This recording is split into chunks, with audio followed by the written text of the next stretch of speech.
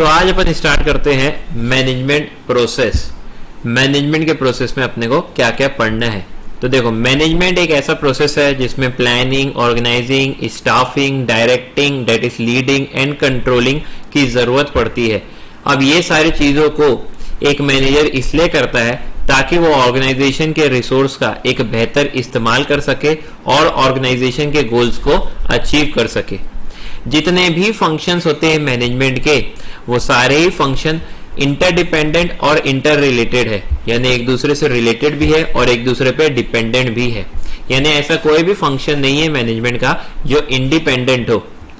तो process of management में involve है ये 5 basic function: planning, organising, staffing, directing and controlling. यहाँ डायरेक्टिंग की जगह लीडिंग दिया हुआ है, वो one of the same meaning ही होता है।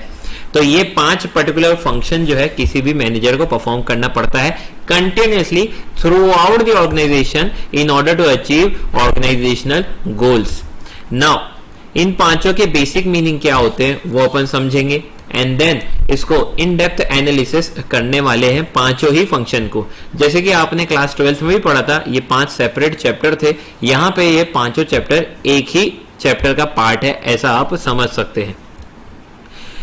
प्लानिंग का मतलब क्या होता है? प्लानिंग का एकदम बेस्ट डेफिनेशन है कि एडवांस में डिसाइड कर लेना कि ऑर्गेनाइजेशन में क्या करना है, कब करना है और कैसे करना है। क्या बोला मैंने?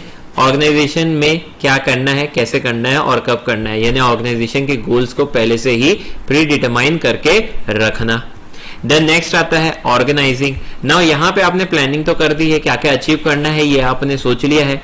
ऑर्गेनाइजिंग में क्या आएगा कि एक्टिविटीज को आइडेंटिफाई करो, यानी कौन कौन से काम किए जाएंगे उसको आइडेंटिफाई करो। फिर सिमिलर काम जो होगा उसको एक पर्टिकुलर हेड में डालते चले जाओ, यानी कि अगर परचेस से रिलेटेड सारे काम को परचेस डिपार्टमेंट में डाल देंगे, प्रोडक्शन से रिलेटेड सारे काम को प्रोडक्शन डिपार्टमेंट डाल देंगे, सेल्स डिपार्टमेंट के सारे काम को सेल्स डिपार्टमेंट में डाल देंगे। यानी जो सिमिलर एक्टिविटीज है उसका एक पर्टिकुलर अपन डिपार्टमेंट बनाते जाएंगे। जैसे कि आप अकाउंट्स में करते हैं, जो सिमिलर ट्रांजैक्शन होता है उसको उस पर्टिकुलर लेजर अकाउंट में डाल देते हैं। सेल्स से रिलेटेड जितने भी आपने एंट्रियां मारी है उनको आप सेल्स अकाउंट में डाल देते हो।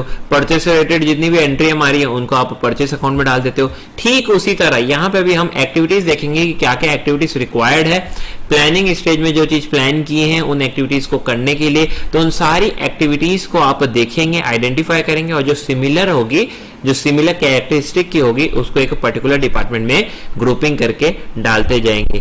Identification of activities and creation of department. अच्छा, ऑर्गेनाइजेशन के वक्त ही आप अथॉरिटी एंड रिस्पॉन्सिबिलिटी जो है वो तय करते हैं, यानी कि सुपीरियर सबऑर्डिनेट रिलेशनशिप भी आप तय करते हैं, हायरार्कियल स्ट्रक्चर भी आप तभी बनाते हैं। यानी creation of authority and responsibility जो है ये इसी लेवल पे क्रिएट होता है। नाउ नेक्स्ट स्टेप है स्टाफिंग।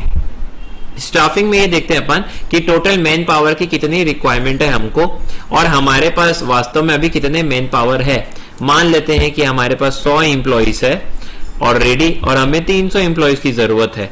तो ये रिक्वायरमेंट है और ये एट प्रेजेंट हमारे पास अभी मौजूद है।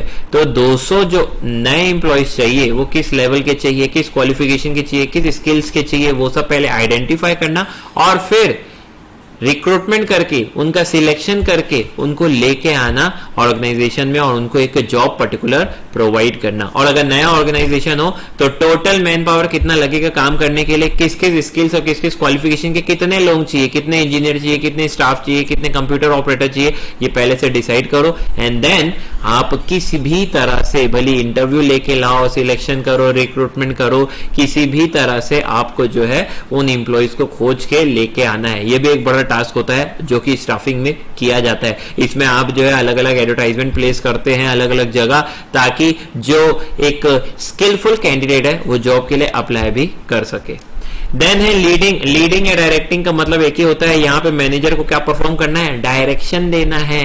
मैनेजर को पता है एक काम को किस प्रकार से बेहतर कर सकते हैं, उसको अपनी टीम को भी वही चीजें सिखानी है। तो डायरेक्शन में क्या होता है, डायरेक्शन में आप गाइड करते हैं लोगों को ताकि वो सब के सब कॉमन गोल्स को अचीव करने में मदद करे। डायरेक्शन करते वक्त, लीडिंग करते वक्त आपको एक बेहतर कम्युनिकेशन करना है, आपको ठीक तरीके से सुपरविजन यानी कि ध्यान देना है अपने ही इंप्लॉइज पे, एंड जरूरत पड़ने करने पे उनको मोटिवेट भी करते रहना है। आप देखेंगे बड़ी बड़ी ऑर्गेनाइजेशन में जैसे ही मान लेते 10 बजे से ऑर्गेनाइजेशन का काम स्टार्ट होता है तो 9:45 से 10 का एक छोटी सी मीटिंग रखते हैं और वहां पे 15 मिनट अपने इंप्लॉइज को मोटिवेट करते हैं। मोटिवेशन करने से उनका दिन पूरा अच्छा एनर्जेटिक जाता है और उन लोग ऑर्गेनाइजेशन के लिए कुछ ना कुछ बेहतर करने की सोचते हैं। तो पावर ऑफ मोटिवेशन का अलग ही मजा है। देन आता है हमारा कंट्रोलिंग।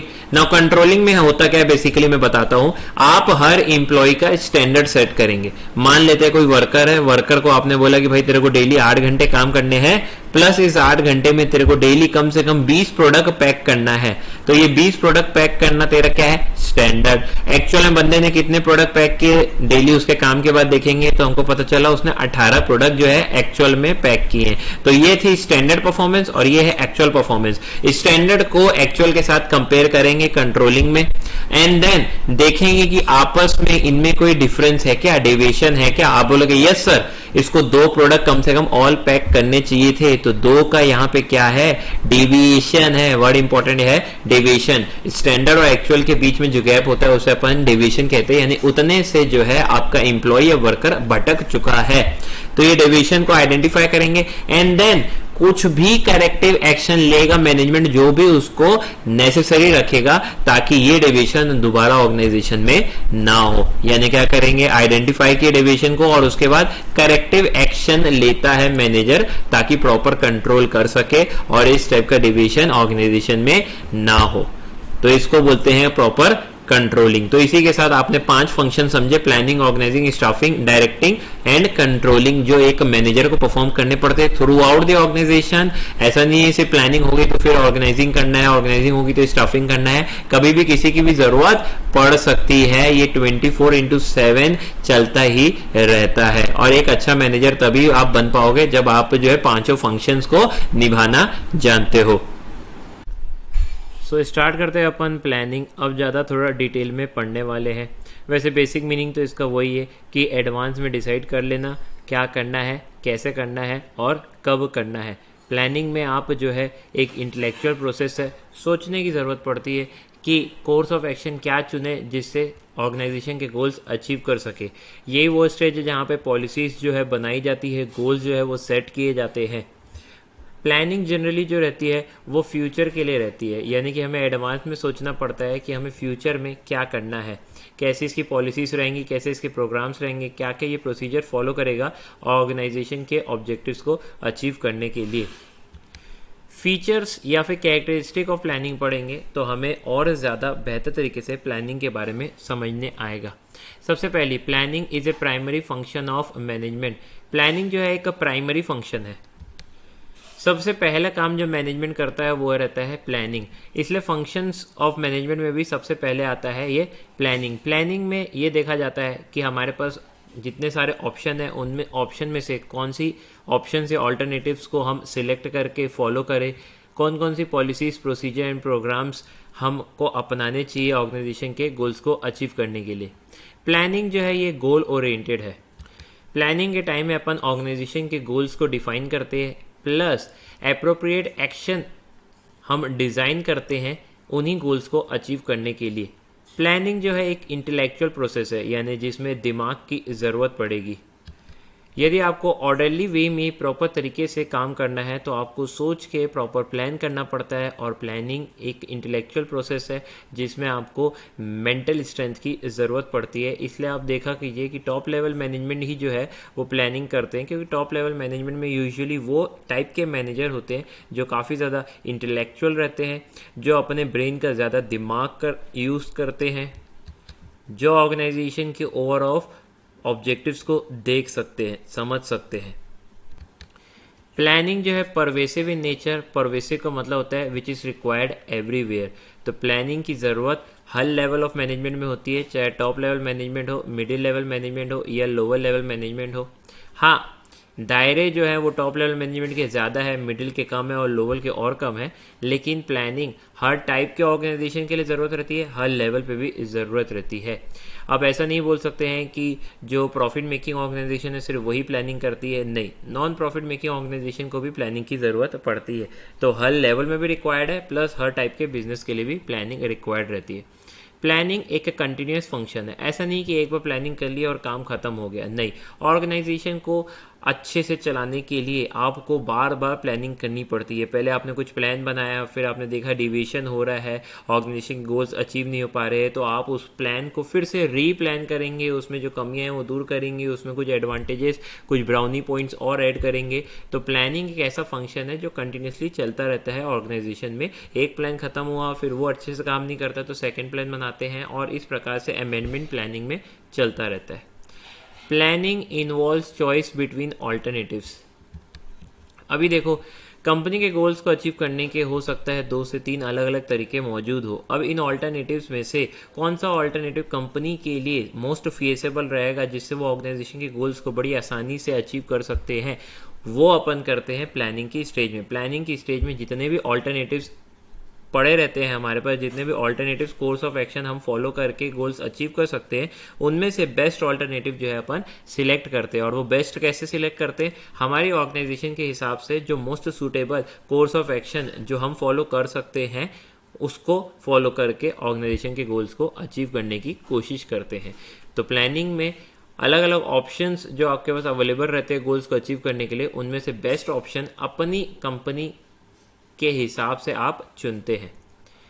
देन है planning is concerned with the accomplishment of group objectives. देखो, प्लानिंग में हम जनरली ऑर्गेनाइजेशन के गोल्स के बारे में डिस्कशन करते हैं, यानी इंडिविजुअल गोल्स के बारे में फोकस या कंसंट्रेशन कम किया जाता है, और ऑर्गेनाइजेशन या फिर ग्रुप गोल्स के बारे में डिस्कशन ज़्यादा किया जाता है। प्लानिंग के टाइम में ग्रुप गोल्स जो है वो सेट किए जाते हैं, और कंट्रोलिंग के टाइम ये देखा जाता है कि प्लानिंग के टाइम में जो ग्रुप गोल सेट किए थे वो अच्छे से पूरे हुए हैं कि नहीं, वो अच्छे से अचीव किए पाए हैं कि नहीं आप कर पाए हैं। तो प्लानिंग फोकस ज़्यादा करता है ग्रुप गोल्स में rather than individual goals. Planning is flexible. कोई भी प्लान रिजिड नहीं हो सकता, यानी कि 100% वो फिक्स नहीं हो सकता कि उसको कभी चेंज ही नहीं करना है, ऐसा अपन नहीं कह सकते हैं। फ्यूचर कोर्स ऑफ एक्शन को मद्देनज़र रखते हुए, एक्सटर्नल इन्वायरमेंट को मद्देनज़र रखते हुए कई बार ओरिजिनल प्लान को चेंज करना पड़ता है। फॉर एग्जाम्पल, अभी कोविड-19 आ गया। कोविड-19 में बहुत सारे ऑफिसर्स ने पहले से ही प्लान करके रखा था कि हम ऑफिस में ऐसे अपने एम्प्लॉयज़ को बुलाएंगे, ऐसे ट्रेनिंग देंगे, लेकिन अब वो सब धरी की धरी रह गई है, क्योंकि अब सारे एम्प्लॉयज़ जो है वो ऑलमोस्ट घर से काम कर रहे हैं।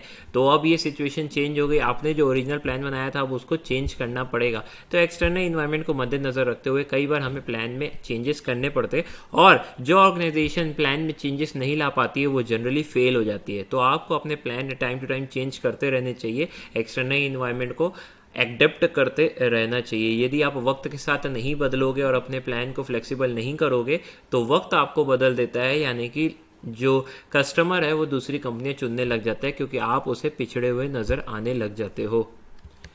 अब आज के ज़माने में कोई दुकानदार बोलेगा कि नहीं यार, हम तो सिर्फ कैश ही लेते हैं, पेटीएम, फ़ोनपे या फिर net banking, debit credit card वगैरह नहीं लेते हैं, तो आप ऐसी शॉप में जाना पसंद नहीं करोगे, क्योंकि अब वक्त बदल चुका है और वक्त के साथ शॉपकीपर्स ने अपने आप को नहीं बदला, तो फिर आप उनकी दुकान में जाना बंद कर देते हो। ये जस्ट ए स्मॉल एग्जांपल है। तो आपको प्लानिंग फ्लेक्सिबल रखनी पड़ेगी और अपने प्लान्स को टाइम टू टाइम चेंज भी करना पड़ेगा। नाउ बात करते हैं लिमिटेशंस ऑफ प्लानिंग की, क्या क्या कमियां हैं प्लानिंग में। सबसे पहला है इनएक्यूरेसी। इनएक्यूरेसी यानी कि 100% करेक्ट नहीं होता है कोई भी प्लान जो रहते हैं कि फ्यूचर में कोर्स ऑफ एक्शन आप क्या लोगे गोल्स को अचीव करने के लिए। तो फ्यूचर कोर्स ऑफ एक्शन जो रहता है वो फोरकास्टिंग के ऊपर बेस रहता है कि आप फ्यूचर को फोरकास्ट करते हैं, अनुमानित लगाते हैं और उसके बेसिस में आप प्लान बनाते हैं। बट अगर आपने रॉन्ग अनुमानित लगा दिया, रॉन्ग फोरकास्ट कर दिया, तो कई बार जो आप रिजल्ट सोचे हैं वो आपको नहीं मिल पाता है और आपका प्लान जो है वो इनएक्यूरेट रह जाता है। Second, planning is time consuming. अभी प्लानिंग करने में बहुत सारी एनर्जी लगती है, मेंटल एनर्जी की बात कर रहा हूँ मैं यहाँ पे, मेंटल स्ट्रेंथ और मेंटल एनर्जी लगती है, टाइम काफ़ी ज़्यादा लगता है। तो एक टाइम कंज्यूमिंग प्रोसेस है प्लानिंग। प्लानिंग ऐसा नहीं कि 2-4 मिनट में प्लानिंग हो गई और आपने अप्लाई भी कर दिया। प्लानिंग को करने में काफ़ी ज़्यादा समय लगता है, मेजर गोल्स को डिसाइड करने में, डिफाइन करने में और कोर्स ऑफ एक्शन को चुनने में कि कौन से कोर्स ऑफ एक्शन आपकी कंपनी के लिए सबसे बेहतरीन होंगे, इन सब को डिसाइड करने में लगता है बहुत ज़्यादा समय। देन आता है रिजिडिटी। अभी ऊपर बात किए थे कि प्लान को फ्लेक्सिबल होना चाहिए। अब कई बार क्या होता है, प्लान जो रहते हैं वो रिजिड रहते हैं, जैसे कि policies, procedures, programmes, methods generally एक बार कंपनी बना देती है तो उसको फिर चेंज नहीं करती है, और ये जो है कई बार उल्टा प्रॉब्लम पोज कर देता है किसी भी कंपनी के लिए। तो एक कंपनी स्टेबल और एक प्रॉपर वे में तभी चल सकती है जहाँ पे वहाँ पे प्रॉपर फ्लेक्सिबिलिटी प्लानिंग में मौजूद हो। तो कई बार प्लान रिजिड हो जाते हैं और जिसके कारण कंपनी में बहुत सारी दिक्कतें जाती हैं। देन है प्लानिंग इज़ कॉस्टली। अभी ऑब्वियस सी बात है कि प्लानिंग कौन करते, प्लानिंग एक इंटेलेक्चुअल प्रोसेस है, तो इसे इंटेलिजेंट लोग करते हैं। तो उसके लिए इंटेलिजेंट एम्प्लॉयज़ आपको हायर करने पड़ेंगे, और इंटेलिजेंट एम्प्लॉयज़ यदि आप हायर करेंगे तो उनको उनकी प्रॉपर फीस भी देनी पड़ती है। दैट्स वाई अपन कह सकते हैं कि प्लानिंग एक कॉस्टली अफेयर है। देन आता है एटीट्यूड ऑफ मैनेजमेंट। अब प्लानिंग जो है एक एगोनाइजिंग प्रोसेस है। ये एगोनाइजिंग क्या होता है? एगोनाइजिंग का मतलब होता है जो फिजिकल या फिर मेंटल पेन दे, जो क्या करे, फिजिकल पेन दे या फिर मेंटल पेन दे, उसको एगोनाइजिंग बोलते हैं। तो अब मैंने आपको ऑलरेडी बता चुका कि प्लानिंग एक इंटेलेक्चुअल प्रोसेस है, और जब आप इतना ज़्यादा सोचते हैं तो एक हिसाब से आपको ये मेंटल पेन देता है। प्लानिंग करते वक्त लॉट्स ऑफ पेपर वर्क और टाइम जो है रिक्वायर्ड रहता है, और मेंटल पेन जो है ये प्रोवाइड करता है किसी भी टॉप लेवल मैनेजर को। दैट्स वाई मैनेजर ज़्यादा सोचने की जगह काम करने की सोचते हैं। तो ये एटीट्यूड ऑफ मैनेजमेंट भी कई बार प्लानिंग खराब कर देते हैं। यानी सोचने की जगह, थिंकिंग की जगह डायरेक्ट एक्शन में बिलीव करना, ये भी कई बार जो है कंपनी को मुश्किलों में डाल देता है। नेक्स्ट है faulty design of planning system. अभी देखो प्लानिंग सिस्टम में यदि कुछ डिज़ाइन में आप फॉल्ट कर लेते हैं तो वो प्लान जो है वो फेल हो जाता है। कैसे टाइप का फॉल्ट करते हो आप डिज़ाइनिंग करते वक्त? सबसे पहला लैक ऑफ रिवॉर्ड। अभी जो एम्प्लॉय ज़्यादा मेहनत कर रहा है उसको आप ज़्यादा रिवॉर्ड दो, जो एम्प्लॉय कम मेहनत कर रहा है उसको कम रिवॉर्ड दो। अगर रिवॉर्ड सिस्टम आपने अपने प्लान में नहीं डाला है तो ये कई बार एम्प्लॉयज़ को डीमोटिवेट कर देता है। देन है लैक ऑफ पार्टिसिपेशन। प्लानिंग के टाइम में आप जो है टॉप लेवल मैनेजमेंट सारे प्लान्स अपने मिडिल लेवल और लोअर लेवल मैनेजमेंट को थोप देता है, उसको सौंप देता है और उसको वही चीज़ फॉलो करने के लिए बोलता है। जबकि इससे होगा क्या, इससे जो लोअर लेवल मैनेजमेंट होंगे या लोअर लेवल एम्प्लॉयज़ होंगे वो रेजिस्टेंस शो करेंगे, क्योंकि वो प्लान उन लोगों ने नहीं बनाया है। तो यदि आप कोशिश करें जब प्लान बना रहे हैं तो जिस डिपार्टमेंट के लिए बना रहे हैं वहाँ के हर लेवल ऑफ मैनेजमेंट को अगर आप इंक्लूड करने की कोशिश करें ताकि वो प्लान बनाने में भी आपको पार्टिसिपेट करे, तो उनको खुद भी अच्छा लगेगा और वो इम्प्रेस भी होंगे और वो खुद से आगे आके जो है कंपनी के लिए अच्छे से काम भी करेंगे। तो लैक ऑफ पार्टिसिपेशन तभी देखने मिलता है जब टॉप लेवल मैनेजमेंट खुद से प्लान बना देता है, नीचे लेवल ऑफ मैनेजर को इंक्लूड नहीं करता है। तो अगर आपने पार्टिसिपेशन की अच्छी सी प्लानिंग नहीं करके रखी है तो फिर ऑब्वियसली आपके प्लान फेल हो सकते हैं। देन है लैक ऑफ स्पेसिफिक एक्टिविटीज़। देखो प्लानिंग के टाइम में कई बार अपन चीज़ें सोच लेते हैं, एक प्रॉपर तरीके से स्पेसिफिकली उसको क्लियर नहीं करते। यदि आपके गोल्स ऑर्गेनाइजेशन के स्पेसिफिक एंड क्लियर है तब तो ठीक, लेकिन अगर स्पेसिफिक और क्लियर नहीं है तो आपके प्लान फेल हो जाएंगे। देन है कॉम्पिटेंस ऑफ प्लानर। जो प्लानिंग कर रहा है वो पर्सन जो है उसके बाद स्किल्स तो डेफिनेटली होनी ही चाहिए, बल्कि उसके बाद दिमाग भी होना चाहिए, प्लस वो फ्यूचर को ठीक तरीके से फोरकास्ट कर पाए। इतनी अच्छी एबिलिटी हर किसी में देखने नहीं मिलती है। तो अगर प्लानर जो प्लान बना रहा है वो खुद इतना ज़्यादा स्किलफुल, इतना ज़्यादा इंटेलिजेंट, इतना ज़्यादा दूरदृष्टि वाला फोरकास्टिंग करने वाला इंसान नहीं होगा तो ऑटोमेटिकली प्लान जो है वो फॉल्ट बनेगा, फॉल्टी डिज़ाइन बनेगी और जिसके कारण प्लान आज नहीं तो कल फ्यूचर में ख़राब हो जाएगा। देन है प्लानिंग प्रिवेंट्स इनोवेशन। कई बार प्लानिंग अपन करते हैं तो प्लान रिजिड बना देते हैं, फिक्स बना देते हैं, पॉलिसीज, प्रोसीजर्स, रूल्स, रेगुलेशंस जो है वो फॉलो करना पड़ता है, जिसके कारण कई बार मैनेजर हो या एम्प्लॉयज़ हो यदि वो इनोवेटिव होना चाहता है, नए तरीके निकालना चाहता है काम को करने के, तो वो अलाउ नहीं होता है ऑर्गेनाइजेशन में नए नए प्रोसीजर को फॉलो करने के लिए। नए प्रोसीजर भी हो सकते हैं जिससे काम को बेहतर तरीके से किया जाए, लेकिन आपने क्योंकि प्लानिंग बना के रखी है तो आप इनोवेशन को सपोर्ट नहीं करते, आप एक हिसाब से थोड़ा सा रिजिड हो जाते हैं। देन है अनसर्टेनिटीज़। देखो आप जितनी भी अच्छी प्लानिंग कर दो, फ्यूचर में यदि एक्सटर्नल इन्वायरमेंट एकदम से चेंज हो जाए तो आपके प्लान सारे धरे के धरे रह जाते हैं। जैसे कोविड-19 अचानक से आ गया तो बहुत सारी कंपनियों को लॉसेस पे लॉसेस हुए जा रहे हैं क्योंकि उनके सारे प्लान धरे के धरे रह गए। तो अनसर्टेनिटीज़ इतनी ज़्यादा न्यूमरस है, इतनी ज़्यादा अवेलेबल है इन्वायरमेंट में कि उसके कारण भी प्लान हमारे फेल हो जाते हैं। देन एक पॉइंट है lack of orientation and training for the managers. बहुत सारे मैनेजर के लिए प्लानिंग जो है एक बहुत ज़्यादा बोरिंग काम है, जिसमें बिल्कुल भी एक्साइटमेंट नहीं है और जो वो बिल्कुल भी एक्शन ओरिएंटेड नहीं रहता है। तो इसके कारण भी मैनेजर डीमोटिवेट हो जाते हैं और प्लान करने के लिए इच्छुक और एक्साइटेड नहीं रहते हैं। तो इसी के साथ सारी लिमिटेशंस ऑफ प्लानिंग भी होती है समाप्त।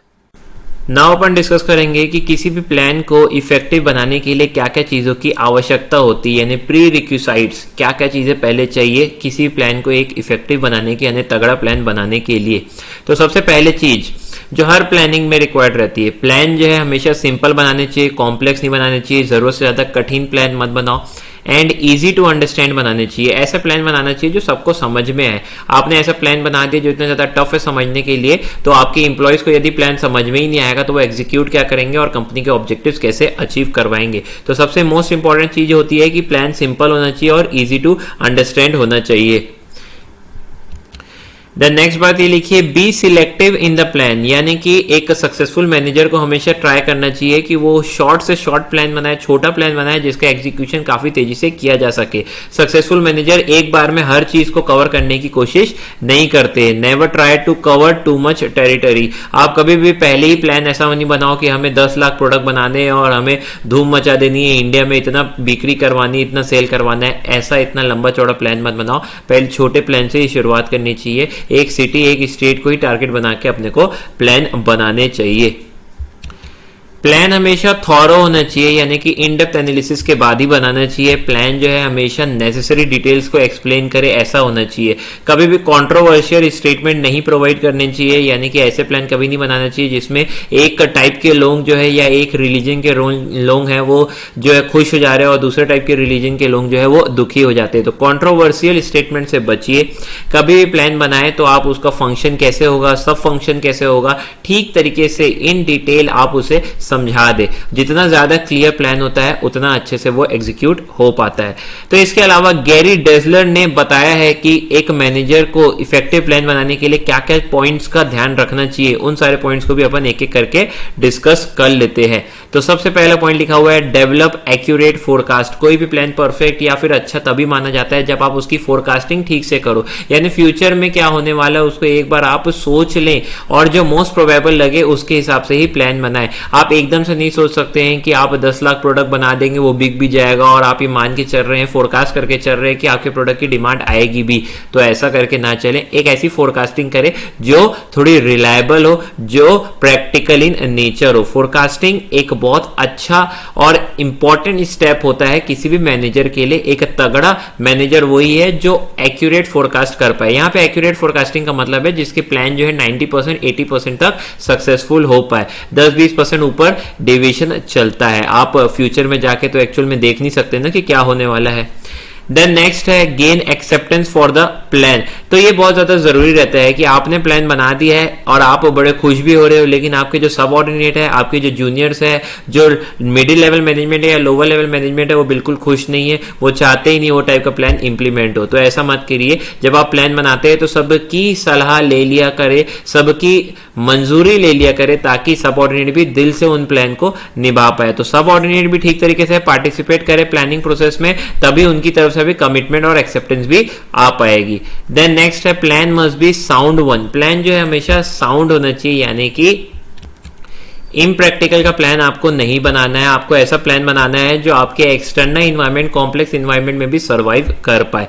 तो सिर्फ प्लान के प्रोस एंड कॉन्स नहीं देखे जाते हैं, बल्कि प्लान के एक्सटर्नल इन्वायरमेंट, यानी कि कहां पे आप उसको एप्लीकेबल करने वाले हो, उन एक्सटर्नल इन्वायरमेंट को मद्देनजर रखते हुए आपको एक प्रैक्टिकल सा प्लान बनाना चाहिए। नेक्स्ट पॉइंट ये लिखा हुआ है develop and effective planning organisation. जैसे कि आप जानते हो कि प्लानिंग में इन्वॉल्व रहता है आंसर्स टू सेवरल क्वेश्चन, यानी एक प्लानिंग में बहुत सारे क्वेश्चंस के जवाब रहते हैं। तो एक कंप्लीट ब्लूप्रिंट होना चाहिए किस बेसिस पे प्लानिंग बनाई गई है, और उसको एक्सप्लेन करने के लिए एक कंप्लीट डिपार्टमेंट सेपरेट होना चाहिए, एक प्लानिंग ऑर्गेनाइजेशन होना चाहिए जिसके द्वारा प्लान बनाए भी गए हैं इफेक्टिवली एंड उस प्रॉब्लम के सॉल्यूशंस को ठीक तरीके से एक्सप्लेन भी किया गया है। नेक्स्ट है बी ऑब्जेक्टिव। देखो प्लान जो है वो हवा में तीर छोड़ने के लिए नहीं बनाने चाहिए। प्लान जो रहता है हमेशा ऑब्जेक्टिव इन नेचर होने चाहिए, यानी कि एक प्लान जो रहता है वो कंपनी के ऑर्गेनाइजेशन के ऑब्जेक्टिव्स को अचीव कर पाए उसके बेसिस पे ही बनाने चाहिए। कंपनी के ऑर्गेनाइजेशन के ऑब्जेक्टिव्स को अचीव कराने के लिए ही हम प्लान बनाते हैं। 10 मैनेजर जो हमेशा प्लान बनाते हैं वो हमेशा ऑब्जेक्टिव इन नेचर होने चाहिए और वो लोग किसी भी टाइप के बायसनेस को शो नहीं करने चाहिए। जैसे ही आप बायस हो जाते हो किसी भी चीज के लिए तो आप जो है प्लानिंग रियून कर दोगे। तो एक मैनेजर जो रहता है वो हमेशा ऑब्जेक्टिव इन नेचर होना चाहिए, सब्जेक्टिव इन नेचर नहीं, यानी कि उसकी पर्सनल बायसनेस वहां पे नहीं आनी चाहिए। नाउ नेक्स्ट है major firms market value. Plan बनाने के पहले देख लो कि ऑर्गेनाइजेशन की मार्केट वैल्यू क्या है। अभी मार्केट वैल्यू क्या होती है मैं जनरली आपको बताता हूं। मान लेते हैं कि पूरे इंडिया में 100 मोबाइल सेल होती है और आप भी मोबाइल सेल करते हो, लेकिन आपकी मोबाइलें जो है उनमें से 10% है। अगर 100 मोबाइलें इंडिया में बिकती है तो 10% जो है वो आपकी कंपनी की रहती है। ये है आपका मार्केट का एरिया जहां पे आप काम कर रहे हैं, ये है आपके मार्केट का शेयर। इसी को अपन बोलते हैं firm shares in the market. तो सबसे पहले आप अपने आप को आंक लो, यानी आप अपने आप को मेजर कर लो। आप देख लो कि आप कंप्लीट मार्केट में कहां पे किस पोजीशन में स्टैंड करते हैं फिलहाल, और उसके हिसाब से फिर अपने को गोल बनाना चाहिए। जैसे कि आप मान लेते हैं 10% मार्केट कैप्चर करके रखें, 10% मार्केट कैप्चर करके रखें। मैं ऐसा बोलता हूं, इसका मतलब ये है कि अगर 100% मोबाइलें बिकती है तो 10% आपकी मोबाइलें रहती है। इसको बोलते हैं 10% मार्केट कैप्चर करके रखें। तो हर कंपनी चाहेगी कि ज्यादा से ज्यादा मार्केट कैप्चर करे, 10 से 20, 20 से 30, 30 से 40, 40 से 50 और हो सके तो 100 भी। कंप्लीट मोनोपोली भी बनाना चाहती है हर ऑर्गेनाइजेशन। वो चाहती जो वो प्रोडक्ट बनाए वैसा प्रोडक्ट मार्केट में कभी अवेलेबल ही ना हो, सिर्फ वही बना पाए ताकि ऑर्गेनाइजेशन जो है उसी से ही परचेज करे और किसी से ना करे। द नेक्स्ट पॉइंट में लिखा हुआ है सेटअप ए मॉनिटरिंग सिस्टम। आपने प्लान बना दिया लेकिन वो प्लान इफेक्टिवली और एज इट इज एग्जीक्यूट हो रहा है कि नहीं उसको भी चेक करना चाहिए। इसलिए आपको एक ऐसा मॉनिटरिंग सिस्टम बनाना चाहिए जिसमें आपके प्लान चेक होते रहे, वाकई में वैसे ही एग्जीक्यूट हो रहा है कि नहीं वो चेक होता रहे। जब वह प्लान चेक होते रहते हैं तो उसमें खामियां जितनी भी रहती है वो हमें पता चलती है और फिर उसके बाद अपन रीस्ट्रक्चर करते हैं प्लान को। जो भी खामियां आपको मिलती है टाइम टू टाइम इंफॉर्मेशन जो आपको मिलती है उसके बेसिस में आप प्लान को रीस्ट्रक्चर करते हो और हर बार बेहतर प्लान बना देते हो। जैसे कि अमेज़न कंपनी कहती है, एक बहुत अच्छा कोट है उनका। अमेज़न कंपनी का मानना है कि आप सबसे पहले प्लान बना के कोई भी काम को स्टार्ट कर दो। कोई भी काम करोगे आप, प्लान बनाओगे आप, तो 100 टाइप की गलतियां आप करोगे ही करोगे, कोई नहीं रोक सकता है। लेकिन उन गलतियों से डर के हमें जो है एग्जीक्यूशन रोकना नहीं चाहिए। हमें जो है प्लान बना के एग्जीक्यूट कर देना चाहिए and time to time customer से या फिर अपने एम्प्लॉय से फीडबैक लेते रहना चाहिए और अपने प्लान को अमेंड करते रहना चाहिए, चेंज करते रहना चाहिए। और यही कारण है कि अमेज़न आज की तारीख में सबसे ज्यादा प्रोडक्ट मार्केट में सेल भी करता है और उसकी रीच जो है वो सबसे ज्यादा वाइडर भी है। वो यही कारण से क्योंकि वो नए काम को करने से डरता नहीं है और अपने प्लान को टाइम टू टाइम अमेंड करता रहता है, रीस्ट्रक्चर करता रहता है ताकि एक बेस्ट कंपनी वो बना सके। नाउ नेक्स्ट है revise the long term plan every year. ये भी इसी जो पिछला पॉइंट था उसका एक एक्सटर्नल पार्टी अपन कह सकते हैं। अपने लॉन्ग टर्म प्लान को रिवाइज करो। मान लेते हैं आपने 10 साल का प्लान बनाया तो हर 2 साल में, हर साल में उसको एक बार रिव्यू करो। आप देखो कि एक्सटर्नल इन्वायरमेंट में कितने चेंजेस आ गए हैं और कितने चेंजेस आपकी ऑर्गेनाइजेशन को करने की जरूरत है। यानी कि आप अच्छा परफॉर्म कर रहे हो या अंडर परफॉर्म कर रहे हो, ये तभी समझ में आता है जब अपने प्लान को आप टाइम टू टाइम रिव्यू करते रहते हो। तो आपको देखना है कि मार्केट में और कौन कौन सी नई अपॉर्चुनिटीज आ रही है। अगर वो आप निभा सकते हो, यदि आप मार्केट की अपॉर्चुनिटीज को कन्वर्ट करके नए टाइप का बिजनेस कर सकते हो तो उनको भी ग्रैब करना है टाइम टू टाइम। तो इसलिए लॉन्ग टर्म प्लान को हर साल रिवाइज करना बहुत ज्यादा जरूरी होता है ताकि एक्सटर्नल अपॉर्चुनिटीज के साथ आप अपना ऑर्गेनाइजेशन के रिसोर्स को मैच कर पाओ एंड प्लस आप अंडर परफॉर्मेंस कर रहे हो या ओवर परफॉर्मेंस कर रहे हो उस बात को भी आप जान सको। देन आता है हमारा fit the plan to the situation, यानी कि सिचुएशन के हिसाब से प्लान को फिट बैठना चाहिए। आप देख रहे हो कि आजकल सिचुएशन, एक्सटर्नल एनवायरनमेंट बहुत तेजी से चेंज हो रहा है, वैसे ही आपको अपने प्लान को बहुत तेजी से चेंज करना है और आपको एक्सटर्नल सिचुएशन के साथ एडॉप्ट करते हुए प्लान को बनाना है। जैसे कि आपने देखा अभी कोविड-19 आ गया, कोविड-19 आ गया तो बहुत सारी कंपनियां शटडाउन हो गई या कंपनियां सर्वाइव नहीं कर पाई। कारण ये था कि वो एक्सटर्नल सिचुएशन को एडॉप्ट नहीं कर पाई, जबकि दूसरी कंपनियां देखो, दूसरी कंपनी ने इसको अपॉर्चुनिटी समझा और ऐसे ऐसे प्रोडक्ट लॉन्च किए जो सबसे सबसे ज्यादा लाभदायक हो, जैसे कि सैनिटाइजर हो गया, मास्क हो गया। और बहुत सारी कंपनी ने क्या किया, एम्प्लॉइज आ नहीं सकते तो कोई बात नहीं, लेकिन हम तो ऐसा सिस्टम बिल्ड कर सकते हैं ना जिससे एम्प्लॉय जो है वर्क फ्रॉम होम करे। और मैं आपको बता दूं, ड्रॉप बॉक्स कंपनी का नाम आपने सुना होगा। ड्रॉप बॉक्स एक इकलौती कंपनी है जिसने क्या कर दिया है, ऐलान कर दिया है कि हमने पाया है कि हमारे इंप्लॉइज ऑलमोस्ट 90% इंप्लॉइज ज्यादा बेहतर काम कर पा रहे हैं, ज्यादा इफेक्टिवली काम कर पा रहे हैं यदि वो काम घर से कर रहे हैं तो हम आज ऐलान करते हैं कि 100% इंप्लॉइज हमारे घर से ही काम करेंगे। तो आपको क्या करना है, जैसी सिचुएशन आती उसके हिसाब से आपका प्लान फिट बैठना चाहिए।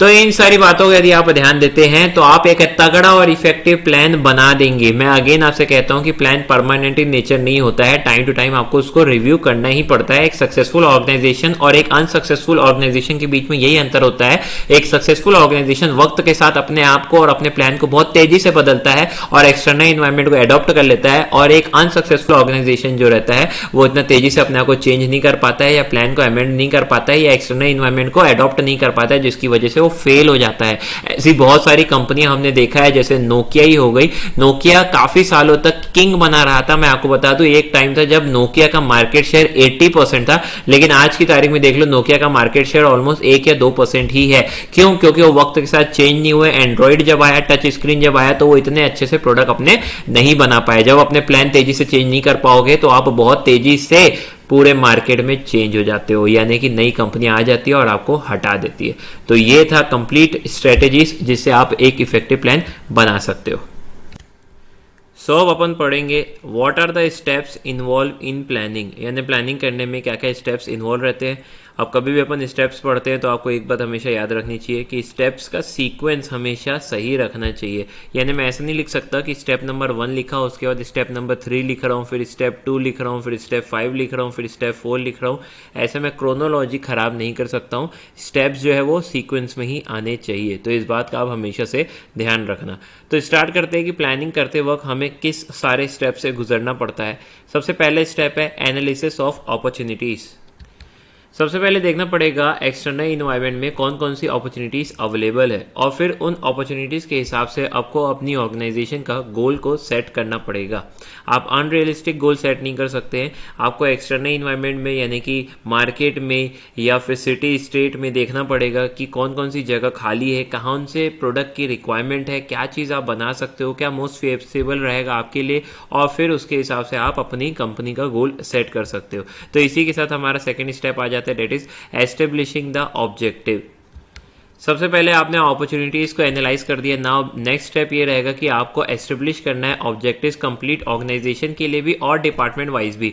भाई ऑर्गेनाइजेशन में परचेज डिपार्टमेंट रहता है, प्रोडक्शन डिपार्टमेंट रहता है, सेल्स डिपार्टमेंट रहता है, मार्केटिंग डिपार्टमेंट रहता है, तो सबके सेपरेट ऑब्जेक्टिव्स जो है वो बनाने चाहिए। ऑब्जेक्टिव्स क्या काम करता है? ऑब्जेक्टिव्स एक हिसाब से देखा जाए तो डायरेक्शन प्रोवाइड करता है कंप्लीट ऑर्गेनाइजेशन को, यानी हर किसी को पता रहना चाहिए ना कि किस डायरेक्शन में हमें मूव करना है। और ऑब्जेक्टिव क्या रहता है? ऑब्जेक्टिव को अपन अगर उसका डेफिनेशन देखें तो ऑब्जेक्टिव का मतलब होता है कि क्या एंड रिजल्ट किसी एक कंपनी को चाहिए। तो आपकी मंजिल क्या है? जब आपको पता रहता है मंजिल क्या है तो आपको डायरेक्शन देना काफी ज्यादा आसान हो जाता है। नेक्स्ट इंपॉर्टेंट पॉइंट है डिटरमाइनिंग प्लानिंग प्रेमाइसेस। प्रेमाइसेस यहाँ का मतलब होता है एजम्पशन। हर प्लान जो रहता है वो कुछ ना कुछ बेसिक एजम्पशन के ऊपर ही बनाया जाता है। तो क्या क्या एजम्पशन आपको रिक्वायरमेंट है वो आप करके रखेंगे। सो बेसिक एजम्पशन जिसके ऊपर प्लान पूरा बेस किया जाता है उसे अपन कहते हैं प्लानिंग प्रेमाइसेस। और प्लानिंग प्रेमाइसेस को आप एजम्पशन डेट इज मान के चलते हैं एंड उसके ऊपर ही आप जो है अपनी कंपनी का ऑब्जेक्टिव रखते हैं।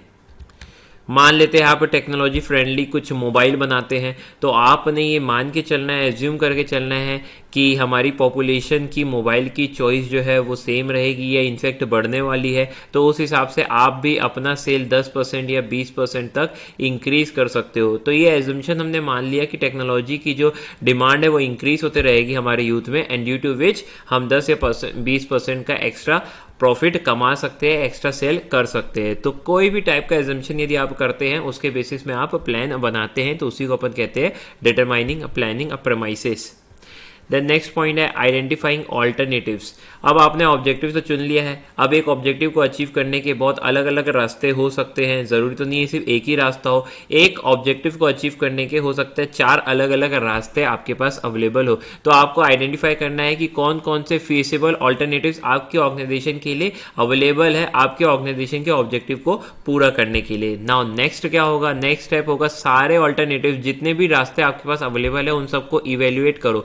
इवेल्युएट करो यानी कि सबके प्रोस एंड कॉन्स देखो, यानी कि उनके एडवांटेज डिसएडवांटेजेस देखो, कितना पैसा किस में लगने वाला है वो देखो, यानी सारे ऑल्टरनेटिव्स को गहराई से इन डेप्थ एनालिसिस से समझो। एंड फाइनली आपने अगर समझ लिए, सबके प्रोस एंड कॉन्स भी देख लिए, एडवांटेज डिसएडवांटेजेस भी देख लिए, तो अब आपको समय आ गया है कि अलग अलग ऑल्टरनेटिव्स जो आपके पास अवेलेबल है उनमें से बेस्ट को सिलेक्ट करने का। तो selection of the best alternative जो रहेगा वो हमारा नेक्स्ट स्टेप रहेगा। और ये कैसे किया जाता है, सबके प्रोस एंड कॉन्स देखे जाते हैं, सारे ऑल्टरनेटिव्स के जितने भी ऑप्शंस आपके पास अवेलेबल है उन सब के आपको देखने हैं प्रोस एंड कॉन्स, और उसमें सबसे ज्यादा जिसमें प्रोस हो और सबसे कम जिसमें कॉन्स हो, यानी सबसे ज्यादा पॉजिटिव चीजें जिसमें हो और सबसे कम नेगेटिव चीजें जिसमें हो, वो ऑप्शन कंपनी के लिए आपको चुनना चाहिए।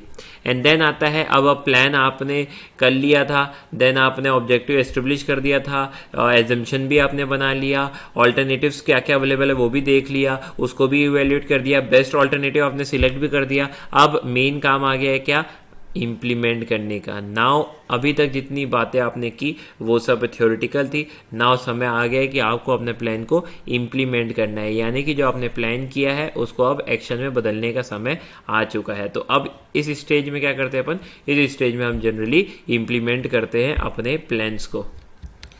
अब आपने इम्प्लीमेंट भी कर दिया, नाउ नेक्स्ट स्टेप क्या होगा, नेक्स्ट स्टेप होगा चेक करना, रिव्यू करना अपने प्लान को। मान लेते हैं आपके प्लान के तहत आपको हर महीने कम से कम 100 कार जो है वो प्रोड्यूस करनी है, और जबकि आपने देखा कि आपके प्लान के मुताबिक चीज़ें जा रही है, उसके बाद भी सिर्फ 80 कार ही हर महीने प्रोड्यूस हो पा रही है, यानी ये आपने बनाया था स्टैंडर्ड, ये हो रहा है एक्चुअल में। तो अपने प्लान को रिव्यू करना पड़ेगा, कहाँ पे आपने गड़बड़ की है, कहाँ ये 20 कारों का गैप आ रहा है, इसको आपको थोड़ा सा देखना पड़ेगा। तो प्लान आपने बना दिया, फिर उसको इम्पॉर्टेंट रहता है एग्जीक्यूट करना, और एग्जीक्यूट करने के बाद उस प्लान को चेक करना भी ज़रूरी है, तभी पता चलेगा कि आपने जो प्लान बनाया वो कितना ज़्यादा तगड़ा है, कितना ज़्यादा इफेक्टिव है। और ये रीजन ढूंढो डेविएशन होने का, ये 20 कार कम क्यों बन रही है, और फिर उसके बाद नया प्लान बनाओ और जिसमें खामियों को दूर कर दो, और अब से क्या होगा 20 कार एक्स्ट्रा भी आप प्रोड्यूस कर पाओगे। तो आपको अपने प्लान में वर्क करना चाहिए, तभी तो मैं कह रहा था कि प्लान कैसे होना चाहिए, थोड़ा फ्लेक्सिबल इन नेचर होना चाहिए, ताकि प्रोज एंड कॉन समझ में आए प्लान के इंप्लीमेंट करते वक्त, तो उन्हें थोड़ा सा चेंज करके प्लान को अमेंड करके एक बेहतर प्लान को तुरंत एस्टेब्लिश कर दिया जाए। सो इसी के साथ हमारा प्लानिंग का कंप्लीट स्टेप होता है समाप्त। नाउ अपन पढ़ेंगे next topic, approaches to planning, यानी क्या क्या अप्रोचेस या क्या क्या फिलोसॉफी इस्तेमाल की जा सकती है प्लानिंग करते वक्त। तो आओ, सबसे पहले है top down approach. Top down approach में होता क्या है, जनरली पूरे प्लान कौन बनाएगा, टॉप लेवल मैनेजमेंट, और फिर middle level management and lower level management को एग्जीक्यूट करने के लिए दे देगा। यानी कि आपने क्या किया है, टॉप लेवल ने प्लान, पॉलिसीज, स्ट्रेटजीज, प्लान्स ये सब बनाए हैं, ऑब्जेक्टिव्स वगैरह डिराइव किए हैं, और वो सब चीज़ें किसको ट्रांसफर कर दी गई है, middle and lower level management को। This is called top down approach. Next इसका ठीक उल्टा है bottom up approach. Bottom up approach में क्या होगा, ये टॉप लेवल मैनेजमेंट है, ये मिडिल लेवल मैनेजमेंट है, एंड ये लोअर लेवल मैनेजमेंट है। लोअर लेवल मैनेजमेंट को ही सुपरवाइजरी लेवल भी बोला जाता है, तो ये शब्द आपको मिलेगा तो आप कंफ्यूज मत होना। ये जो सुपरवाइजरी मैनेजमेंट की बात कर रहे हैं ये और कुछ नहीं बल्कि लोअर लेवल मैनेजमेंट है। सो अब होगा क्या, बॉटम अप में नए नए प्लान्स लिख के लोअर लेवल मैनेजमेंट लाएंगे, फिर उसको वो मिडिल लेवल मैनेजमेंट को बताएंगे, उनको अच्छा लगेगा तो फिर वो रिव्यू करने के लिए टॉप लेवल मैनेजमेंट के पास भेजेंगे। फिर टॉप लेवल मैनेजमेंट उन प्लान को रिव्यू करेगा, पसंद आएगा तो ऑर्डर दे देगा कि अब इसको एग्जीक्यूट करना स्टार्ट कर दो। और अगर टॉप लेवल मैनेजमेंट को कुछ लगेगा कि इसमें खामियां हैं तो उन खामियों को वो दूर करके बोलेगा कि आप इसको एग्जीक्यूट कर दो। तो इसको क्या बोलते हैं, bottom up approach. Lower level management plan actual बनाया है, मिडिल लेवल मैनेजमेंट को अच्छा लगा प्लान तो वो टॉप लेवल मैनेजमेंट को दिखाया, टॉप लेवल मैनेजमेंट इसको पूरा रिव्यू करेगा, रिव्यू करने के बाद पसंद आएगा तो ऑर्डर दे देगा कि आपको क्या करना है, एग्जीक्यूट करना है इस प्लान को। टॉप डाउन में टॉप लेवल मैनेजमेंट प्लान बनाता है, एंड बॉटम अप में लोअर लेवल मैनेजमेंट जो है वो प्लान बनाता है, इसलिए इसका नाम क्या है, बॉटम अप। ये नीचे से प्लान बन के ऊपर जाता है, जबकि टॉप डाउन में क्या आता है, टॉप लेवल मैनेजमेंट बनाता है फिर वो नीचे आता है। तो नाम ही सजेस्ट कर रहा है आपको प्रॉपर वे में। नेक्स्ट क्या है, नेक्स्ट है कंपोजिट अप्रोच। सो कंपोजिट का मतलब होता है दोनों मिलके बनाएंगे। इधर जो टॉप लेवल मैनेजमेंट है वो क्या करेगा, वो इनवाइट करेगा मिडिल लेवल मैनेजमेंट और लोअर लेवल मैनेजमेंट को कि वो भी पार्टिसिपेट करे और मिलके प्लान बनाए। अब देखो हर डिपार्टमेंट अलग अलग है, हर लेवल अलग अलग है ऑर्गेनाइजेशन में, और हर कोई काम कर रहा है। तो जो एक्चुअल में काम करते हैं, जैसे लोअर लेवल मैनेजमेंट हो गया, मिडिल लेवल मैनेजमेंट, इन लोग एक्चुअल में वर्क कर रहे हैं ऑर्गेनाइजेशन के लिए, तो इन लोग बेहतर तरीके से पार्टिसिपेट कर सकते हैं और क्या क्या खामियां होती है ऑर्गेनाइजेशन में वो बता सकते हैं और बेहतर प्लान बना सकते हैं। तो यही अप्रोच जो है फॉलो की जाती है कंपोजिट अप्रोच में। कंपोजिट अप्रोच में टॉप लेवल मैनेजमेंट जो है वो अलाउ करता है अपने लोअर लेवल मैनेजमेंट को और मिडिल लेवल मैनेजमेंट को कि वो पार्टिसिपेट करे एंड प्लान बनाने में, फॉर्मुलेट करने में मदद करे, और फिर इन लोग सब मिलके प्लान बनाते हैं एंड देन फाइनली इसको रिव्यू और फाइनलाइज कौन करता है, टॉप मैनेजमेंट। भाई वो टॉप मैनेजमेंट के हाथ में इतना पावर तो है कि फाइनलाइज जो है वो प्लानिंग को टॉप लेवल मैनेजमेंट ही करेगा। देन आता है हमारा क्या, टीम अप्रोच। टीम अप्रोच में क्या किया जाता है, एक टीम बना दी जाती है, टीम ऑफ मैनेजर को सिलेक्ट किया जाता है और इसके ऊपर एक हेड भी रखा जाता है जिसको अपन चीफ एग्जीक्यूटिव बोलते हैं। तो एक टीम में मान लेते हैं 5 मैनेजर है, ये रहते हैं 5 मैनेजर्स और इसके ऊपर जो रहता है वो रहता है चीफ एग्जीक्यूटिव। अब ये 5 मैनेजर क्या करेंगे, ये 5 मैनेजर मिलके किसी भी पर्टिकुलर एरिया में प्लान बनाएंगे। फाइनलाइज नहीं करते हैं इन लोग, क्या करते हैं, प्लान बनाते हैं। कोई भी प्रॉब्लम आती है, वो प्रॉब्लम क्यों आई उसको एनालाइज करेंगे, उस प्रॉब्लम को एनालाइज करने के बाद उसको कैसे दूर किया जाए उसके लिए एक प्लान बनाएंगे। तो टीम अप्रोच में जनरली टीम ऑफ मैनेजर मिलके क्या करते हैं, प्लानिंग प्रोसेस को स्टार्ट करते हैं और कोई भी प्रॉब्लम को दूर करने की जो है वो कोशिश करते हैं। देन फाइनली वो टेंटेटिव प्लान बना के या प्रपोजल बना के चीफ एग्जीक्यूटिव को दिखाते हैं, यानी कि हेड को दिखाते हैं, एंड देन वो हेड क्या करता है, उस प्लान को फाइनलाइज करता है एंड देन वो कंप्लीटली इंप्लीमेंट कर दिया जाता है ऑर्गेनाइजेशन में। इस टाइप के अप्रोच को बोलते हैं टीम अप्रोच, जहाँ पे टीम ऑफ मैनेजर मिल के प्लान बनाएंगे। और ये जो मैनेजर है ये बाहर के एक्सपर्ट भी हो सकते हैं या फिर आपकी ऑर्गेनाइजेशन के मैनेजर्स भी हो सकते हैं, जो भी जिनको भी जितना ज़्यादा नॉलेज होगा उस टाइप के लोगों को आप सिलेक्ट कर सकते हैं। एंड ये जो पूरी टीम है ये पूरा फंक्शन करती है अंडर द लीडरशिप ऑफ एक चीफ एग्जीक्यूटिव। तो एक वहां पे उनका क्या रहता है, हेड रहता है। हेड रखने से क्या होता है ना, हेड के पास ज़्यादा एक्सपीरियंस, ज़्यादा नॉलेज है, ऐसे पर्सन को आप हेड बनाते हो ताकि कोई भी प्लानिंग यदि थोड़ी सी चूक रही है या फिर अच्छे से नहीं कर रहे हैं काम तो वो हेड आपको बता सके। तो इन शॉर्ट अपन ऐसा कह सकते हैं टीम अप्रोच में जनरली एक टीम को रखा जाता है, वो सारी प्रॉब्लम को समझती है, प्रॉब्लम को एनालाइज करती है, फिर प्रॉपर प्लानिंग बनाती है एंड उन प्लानिंग को बनाने के बाद वो उसको चीफ एग्जीक्यूटिव को दिखाती है। Chief executive then finally plan को एग्जीक्यूट करवाता है, प्लान को फाइनल करता है और फिर वो जो फाइनल प्लान रहता है वो ऑर्गेनाइजेशन के ऊपर थ्रू आउट एप्लीकेबल रहता है।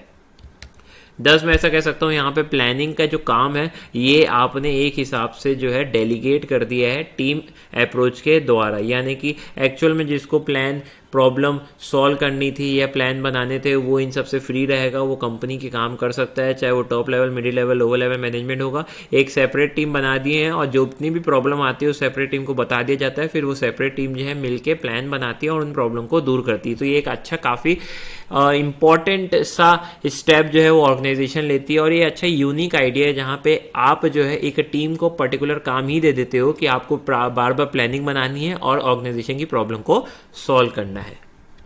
इससे बाकी एम्प्लॉयज भी हमेशा फ्री रहते हैं और फ्रीली काम भी कर पाते हैं। देन पढ़ना है next is types of plan. Next topic हमारा types of plan. Types of plan में भी 2 टाइप के प्लान देखे जाते हैं, एक स्टैंडिंग प्लान, एक single use plan. Standing plan का मतलब होता है ऐसा प्लान जो बार बार इस्तेमाल किया जाता है। जनरली रूल्स एंड रेगुलेशंस जो रहती है कंपनी की या फिर पॉलिसीज जो रहती है कंपनी की वो स्टैंडिंग प्लान के अंदर ही आती है। भाई स्टैंडिंग प्लान क्यों बनाया जाता है? स्टैंडिंग प्लान इसलिए बनाया जाता है ताकि कंपनी में कोई रिकरिंग प्रॉब्लम हो, यानी ऐसी प्रॉब्लम जो बार बार आती है तो उसका एक परमानेंट सॉल्यूशन बना के हम रख लेते हैं। जैसे कि बार प्रॉब्लम आ रही है कि एम्प्लॉयज जो है वो ऑफिस में लेट आ रहे हैं, 10 बजे उनको आना है और सारे एम्प्लॉयज जो है वो 10:30 तक आते हैं। तो ये प्रॉब्लम बार बार आ रही है, तो कंपनी ने रूल बना दिया कि भैया 10 बजे से लेट जो आएगा उसके ऊपर 100 रुपये का फाइन रखेंगे। तो ये फिक्स हो गया है भैया, अब इसमें कोई भी चेंजेस नहीं किया जा सकता है। तो स्टैंडिंग प्लान एक ऐसे प्लान होते हैं जो बार बार जो आती है प्रॉब्लम उनको सॉल्व करने के लिए जनरली बनाया जाता है, जैसे रूल्स हो गए, रेगुलेशंस हो गए, ताकि बार बार यदि ये प्रॉब्लम आ रही तो उस पर फिर से डिस्कशन ना हो, कंपनी का टाइम वेस्ट बिल्कुल ना हो। एक हिसाब से कैसा कह सकते हैं ये स्टैंडिंग गाइड है जिसके अनुसार ही हमें एक्शन लेना चाहिए, और ये उन प्रॉब्लम के लिए बनाया जाता है जो परमानेंट इन नेचर है। अब ऐसा तो हो ही नहीं सकता ना कि लेट आना कंप्लीटली इरेडिकेट ही हो जाए, रिमूव ही हो जाए ऑर्गेनाइजेशन में। कभी ना कभी कोई ना कोई लेट आता रहता है, और बार बार एक ही बात ऑर्गेनाइजेशन को करना भी अच्छा नहीं लगता है, मैनेजर को टाइम वेस्ट लगता है एक ही चीज़ों को करना। इससे अच्छा वो क्या करते हैं, एक स्टैंडिंग प्लान बना देते हैं, यानी ये एप्लीकेबल रहेगा throughout the organisation, throughout the month. ये गलती जो करेगा उसके बदले ये प्लान जो है आपके ऊपर एप्लीकेबल कर दिया जाएगा, ये रूल जो है आपके ऊपर एप्लीकेबल कर दिया जाएगा। तो स्टैंडिंग प्लान जो है काफ़ी ज़्यादा एसेंशियल रहते हैं स्मूथ ऑपरेशन के लिए, और ऑब्जेक्टिव्स, पॉलिसीज, प्रोसीजर्स, रूल्स, ये कुछ स्टैंडिंग प्लान के एग्जाम्पल है। नाउ नेक्स्ट टाइप का प्लान आता है वो होता है सिंगल यूज प्लान, यानी कि ऐसा प्लान जिसको एक ही बार ही इस्तेमाल किया जाता है। मान लेते हैं कंपनी को नए प्रोजेक्ट में इन्वेस्टमेंट करना है, तो वो क्या करेगी, पूरा एनालिसिस करती है किसी भी नए प्रोजेक्ट का, और उसके बाद ही वो इन्वेस्टमेंट करती है। तो एक हिसाब से कह सकते हैं जो आपने एनालिसिस किया है नए प्रोजेक्ट में, वो आपने उससे रिलेटेड जितनी भी प्लानिंग की वो सिंगल यूज ही होगी, यानी एक बार ही इस्तेमाल की जाएगी। तो बजट्स होते हैं, शेड्यूल्स होते हैं या प्रोजेक्ट्स होते हैं, ये सारे एग्जाम्पल्स किसके हैं, सिंगल यूज प्लान के। सिंगल यूज प्लान एक ही बार इस्तेमाल किया जाता है और उसके बाद उसको डिस्कार्ड कर दिया जाता है, यानी कि उसको फिर हटा दिया जाता है। जनरली कोई स्पेसिफिक सिचुएशन या स्पेसिफिक प्रॉब्लम जो आती है ऑर्गेनाइजेशन में, उसको दूर करने के लिए सिंगल यूज प्लान बनाया जाता है। इसलिए ऐसा कहा जाता है कि स्टैंडिंग प्लान जो रहता है वो रिपीटेड एक्टिविटीज या रिपीटेड प्रॉब्लम के लिए चुना जाता है, बनाया जाता है, और सिंगल यूज प्लान जो रहता है वो नॉन रिपीटेड एक्टिविटीज या फिर नॉन रिपीटेड प्रॉब्लम के लिए बनाया जाता है। तो यूनिक सी प्रॉब्लम आ गई है ऑर्गेनाइजेशन के अंदर अगर, तो उसको सॉल्व करने के लिए जो आप जनरली प्लान बनाते हो उसे सिंगल यूज प्लान बोलते हैं। नए प्रोजेक्ट्स में इन्वेस्ट करने के लिए आप जो प्लान बनाते हो, पर्टिकुलर इन्वेस्टमेंट के लिए पर्टिकुलर प्लान जो आपने बनाया है, उसे भी अपन सिंगल यूज प्लान कहते हैं। तो इन शॉर्ट आप ऐसा कह सकते हो कि सिंगल यूज प्लान हम उसलिए बनाते हैं जब नॉन रिपीटेटिव एक्टिविटीज रहती है, यानी कोई ऐसी एक्टिविटी जो जनरली एक या दो बार ही अकर हो रही है ऑर्गेनाइजेशन में, उस टाइप की एक्टिविटीज के लिए यदि आप कोई प्लान बनाते हैं तो उसे सिंगल यूज प्लान बोलते हैं। और रिपीटेटिव प्रॉब्लम के लिए जो आप प्लान बनाते हैं उसे अपन स्टैंडिंग प्लान बोलते हैं। तो rules, regulation, policies, procedures and objective जो है वो स्टैंडिंग प्लान है, जबकि सिंगल यूज प्लान में आएगा हमारा बजट, शेड्यूल्स एंड प्रोजेक्ट्स। तो इसी के साथ ये टॉपिक भी होता है समाप्त। सो आज अपन स्टार्ट करने वाले हैं प्लानिंग प्रीमाइसेस। अब मैंने आपको ऑलरेडी पिछली क्लासेस बता चुका है, प्रीमाइसेस का मतलब होता है जो बेसिक एज्यूम्पशन अपन बनाते हैं उसके बेसिस पे अपन प्लान जो है ड्रॉ करते हैं। भाई आप कोई भी प्लान बनाते हो वो फ्यूचर को लेते हुए बनाते हो। अब फ्यूचर में क्या होने वाला है उसके लिए आप थोड़ी बेसिक एज्यूम्पशन तो लगाते ही हो, उसी एज्यूम्पशन को जो है अपन कहते हैं प्लानिंग प्रीमाइसेस। अब प्लानिंग प्रीमाइसेस जो है उसको 3 कैटेगरी में बांट सकते हैं अपन, या 3 हेड में बांट सकते हैं। एक है इंटरनल एक्सटर्नल प्रीमाइसेस, दूसरा है controllable, semi controllable and uncontrollable premises, और तीसरा है टेंजिबल एंड इनटेंजिबल प्रीमाइसेस। तो तीनों को एक एक करके अपन डिस्कस करेंगे। सबसे पहले इंटरनल एंड एक्सटर्नल प्रीमाइसेस, ऐसे फैक्टर जो कंपनी के विद इन एग्जिस्ट करता है उसे अपन कहते हैं इंटरनल प्रीमाइसेस। जैसे हो गया सेल की फोरकास्टिंग करना, कैश फ्लो निकालना, कैपिटल बजटिंग करना, एडवर्टाइजमेंट एक्सपेंडिचर कितना होने वाला है उसको देखना, यानी ये सब जो है वो ऑर्गेनाइजेशन के विद इन है। इन सब को फोरकास्टिंग करना या इन सब का एजम्पशन लगाना को अपन बोलेंगे इंटरनल प्रीमाइसेस। अब पढ़ते हैं अपन एक्सटर्नल प्रीमाइसेस क्या होता है। एक्सटर्नल प्रीमाइसेस यानी कि ऐसे प्रीमाइसेस या फिर ऐसे एजम्पशन जो आप बाहरी इन्वायरमेंट के लिए लगाते हो, जैसे economic environment, social environment, political environment, technological condition क्या रहेगी इकोनॉमी की।